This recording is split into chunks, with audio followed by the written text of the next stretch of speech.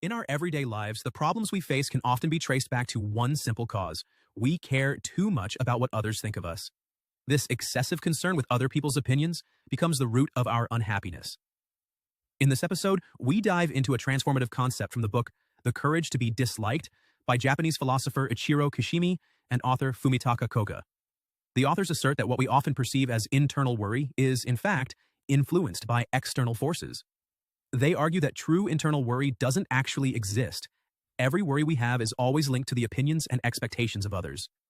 We often believe that anxiety arises solely from within ourselves, but in reality it is always tied to the outside world.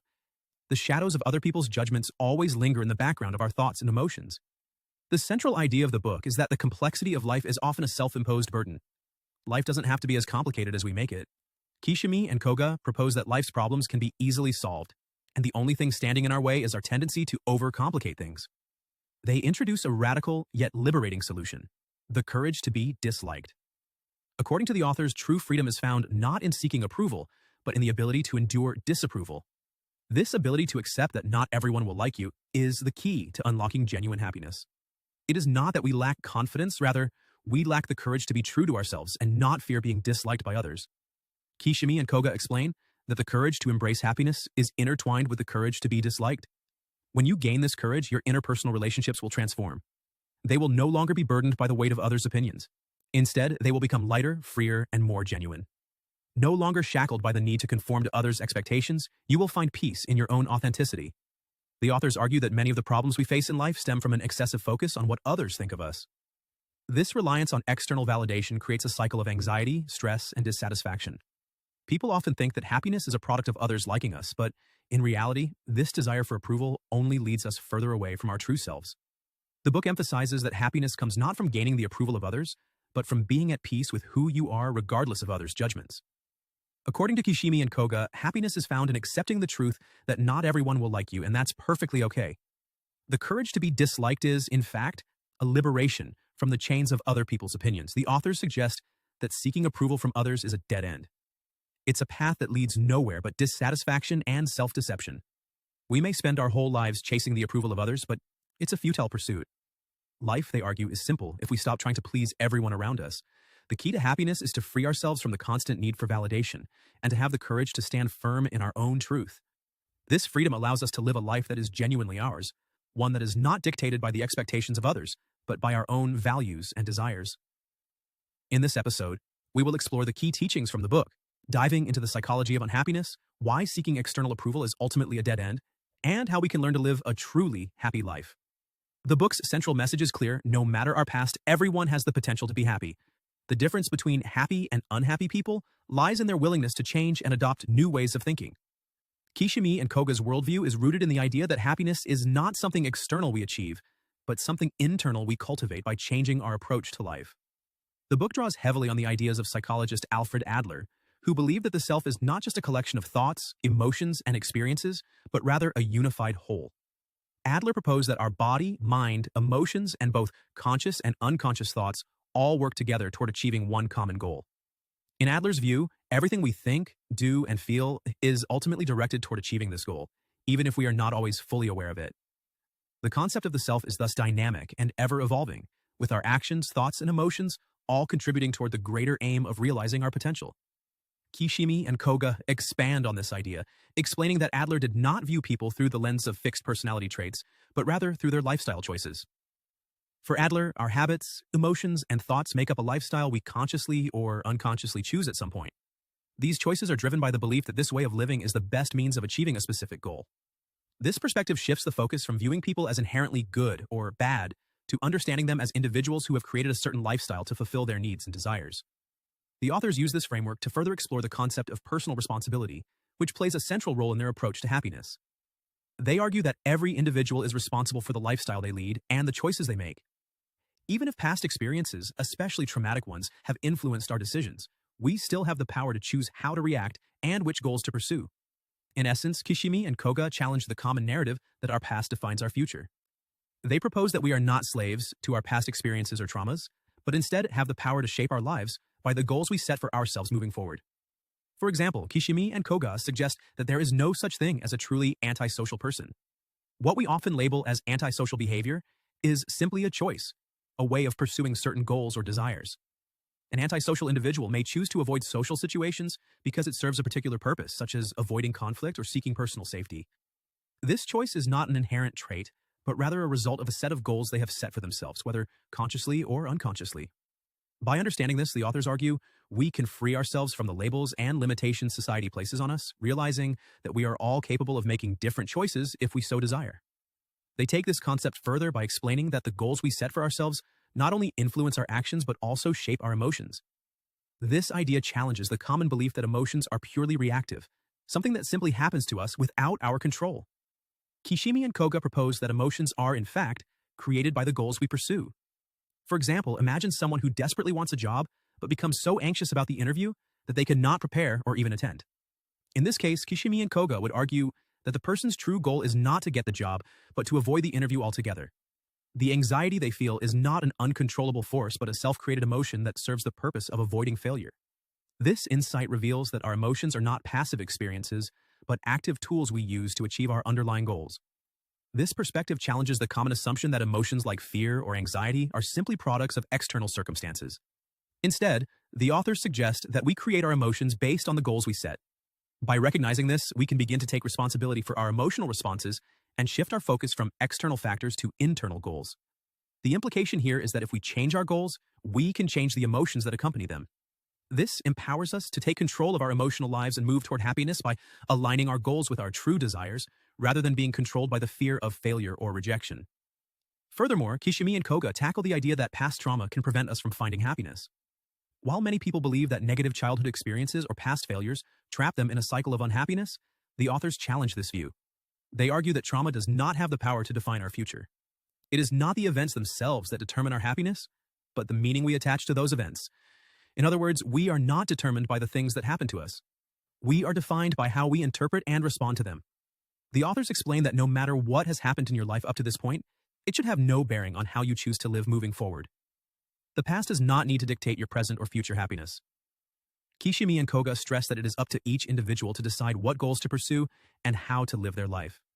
They believe that while our past may influence our choices, we are ultimately free to choose how we react and what we aim to achieve.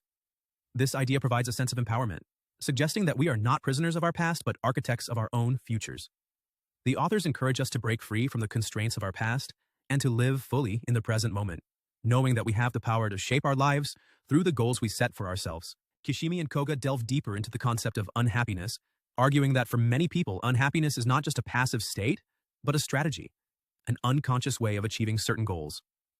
While it's normal to feel disappointed or frustrated at times, the authors claim that some individuals are trapped in chronic unhappiness because they are pursuing a goal that consistently leads to negative emotions. What is this goal? The authors explain that it revolves around seeking approval from others. For these individuals, the approval of others becomes the primary focus of their lives, and their constant pursuit of validation is what sustains their unhappiness. Unhappy people, they argue, believe that being liked by others is the key to their self-worth. However, this external validation only serves to deepen their discontent, as they place their sense of happiness in something that is completely beyond their control. The authors stress that this reliance on others' approval comes at a heavy price. While some people may appear to have succeeded in gaining the approval they crave, this success is often shallow and fleeting. More importantly, the pursuit of approval leads them to live according to someone else's expectations, which in turn strips them of their freedom and individuality. When you live in constant fear of disapproval, you are essentially sacrificing your freedom in exchange for acceptance. The authors explain that when you try to gauge your life based on what others think of you, you are no longer living freely. Instead, you are living in accordance with the desires of others, constantly attempting to meet their expectations and gain their approval. Kishimi and Koga believe that this cycle of seeking approval is ultimately a dead end. It is an unfree way of living that constrains your authentic self. The authors encourage us to ask ourselves, why are we choosing such an unfree life? Why are we so afraid of being disliked, so willing to sacrifice our freedom just to gain the fleeting approval of others? They argue that as long as you remain concerned about how others perceive you, you will never be able to truly live your life on your terms. The desire for recognition is, in fact, an expression of the fear of being disliked by others. If you are unwilling to face the possibility of being disliked, you will remain trapped in a cycle of seeking validation that ultimately leaves you feeling empty and unfulfilled. The authors further explain that being praised by others means that your worth is being measured by someone else's standards. If receiving praise is your ultimate goal, you will have no choice but to conform to those standards, which may not align with your true desires and values. This conformity will, over time, limit your freedom and make it harder for you to follow your own path. To truly be free, Kishimi and Koga suggest, we must let go of the need for approval and embrace the possibility of being disliked. Only then can we begin to live authentically, based on our own values, not the expectations of others. Kishimi and Koga also highlight the problem with seeking approval from others. It often leads to a sense of competition, where life becomes a race to gain recognition. In this mindset, if someone else succeeds, it means you've failed. This belief transforms life into a zero-sum game, where someone's success diminishes your worth. The more someone else succeeds, the more your own achievements seem insignificant by comparison. This mindset fosters resentment, jealousy, and an inability to celebrate the successes of others. Instead of supporting others and cheering them on, unhappy people often see their success as a threat, making it even harder for them to build meaningful relationships. This competitive mindset, the authors argue, is a major obstacle to healthy, fulfilling relationships. When you view life as a competition, you start seeing others as rivals, and you begin to measure your worth against theirs. This not only creates conflict but also fosters a sense of isolation, as you become more concerned with comparing yourself to others than with forming authentic connections. Kishimi and Koga suggest that this mindset is particularly harmful because it leads to feelings of inadequacy and insecurity. The constant fear of falling short compared to others undermines your self-esteem and prevents you from connecting with others on a deeper level. The authors also explain that seeking approval from others can harm relationships by creating a sense of entitlement. When you live your life trying to meet other people's expectations, you begin to expect something in return. This creates resentment when others don't reciprocate or fail to meet your expectations. For example, imagine someone throws a surprise birthday party for a friend, only to feel hurt when the friend doesn't do the same for them. In this case, the person is not giving the gift out of genuine kindness, but is instead seeking something in return. When this expectation is not met, resentment builds. The authors point out that this is not a healthy way to build relationships, as it turns every interaction into a transaction, where one person's actions are dependent on receiving something in return.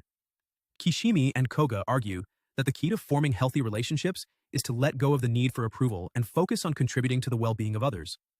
They suggest that true happiness comes not from gaining recognition, but from helping others. By shifting your focus from seeking validation to genuinely helping those around you, you can experience a sense of fulfillment that doesn't rely on external approval. Happiness, they claim, arises from knowing that you are making a positive impact on the lives of others, not from being liked or praised by them. Moreover, the authors emphasize that helping others for your own fulfillment is not a form of selfishness, as long as it comes from a place of genuine care. By focusing on others' well-being, you contribute to the greater good, which in turn enriches your own life. Kishimi and Koga argue that this approach is far more rewarding than seeking validation because it brings a deeper sense of meaning and purpose. When you help others, you don't need to be recognized for it. The satisfaction of knowing that you have made a difference is enough. Kishimi and Koga also delve into the importance of self-acceptance and the belief that everyone has intrinsic value, even if they haven't achieved extraordinary things or lived up to society's standards. They stress that true happiness comes from embracing who we are and acknowledging the positive impact we have on others, even in the absence of any major achievements. This shift in perspective is crucial because it allows us to stop measuring our worth based on external validation or societal expectations. The authors argue that self-worth should not be determined by what others think of us, but rather by the simple fact that we exist and that our presence has value. This mindset encourages us to accept ourselves fully, flaws and all, and to understand that our imperfections are not something to be ashamed of, but part of what makes us unique. This idea of self-acceptance goes hand in hand with their belief in living in the present moment. Kishimi and Koga explain that many people spend their lives chasing after future goals, thinking that happiness lies in some distant achievement. However, the authors argue that this approach to life often leads to dissatisfaction because the future is always just out of reach. Happiness is not something that can be postponed until we reach a particular milestone. Rather, it is something we can choose to experience right now, in the present moment. Kishimi and Koga emphasize that finding joy in the journey, rather than fixating solely on the end result, is the key to living a fulfilling life. They encourage us to savor the small moments, to appreciate what we have in the here and now, and to recognize that happiness is not dependent on some far-off goal, but is available to us at any time. The authors also address the common belief that happiness is reserved for those who have achieved great success or accomplished extraordinary feats. They challenge this notion, arguing that anyone can find happiness by simply recognizing the positive impact they have on others. In fact, the authors suggest that happiness often comes not from what we achieve, but from how we make others feel. When we believe that we are useful to others, when we feel that our presence makes a difference, we experience a profound sense of fulfillment. This belief in our inherent usefulness to others is a powerful motivator, And it is this belief that can bring us lasting happiness. It's not about being praised or recognized for our accomplishments. It's about knowing that we have made a positive impact, no matter how small. One of the most important lessons that Kishimi and Koga offer is that happiness is a choice. We often think that happiness is something that happens to us, something that depends on external circumstances. However, the authors argue that happiness is something we can choose to experience at any given moment, regardless of our circumstances. This doesn't mean that we should stop working toward future goals or strive for personal growth. Instead, it means that we should find meaning and joy in the process, in the journey toward those goals. The key, according to Kishimi and Koga, is to enjoy the present moment and to make the most of what we have, rather than waiting for some external event to bring us happiness. The authors also emphasize the importance of letting go of the need for approval from others. This is not an easy task, as seeking validation is deeply ingrained in our social conditioning. However, Kishimi and Koga stress that the only way to find true happiness is to accept the fact that not everyone will like us and to be okay with that. They explain that this acceptance is liberating. It frees us from the need to constantly measure our worth based on others' opinions and allows us to live more authentically. When we stop seeking approval, we are no longer controlled by the judgments of others, and we can live in alignment with our true values and desires. Ultimately, the authors argue that the only way to find lasting happiness is to let go of the need for external approval and to embrace the courage to live a life that is true to ourselves. This means having the courage to be disliked, to follow our own path, and to make choices that align with our authentic selves. Kishimi and Koga believe that this is the key to living a life that is both fulfilling and free from the constraints of societal expectations. Happiness, they assert, is not something that comes from others. It is something that comes from within. It is a result of living authentically, of embracing who we are and of being at peace with ourselves, regardless of what others think. In conclusion, the central takeaway from The Courage to be Disliked is clear. Happiness is within our control. It is not determined by external circumstances, by the approval of others, or by the accomplishments we achieve. Instead, it is a choice to live authentically, to let go of the need for validation, and to embrace the courage to be disliked.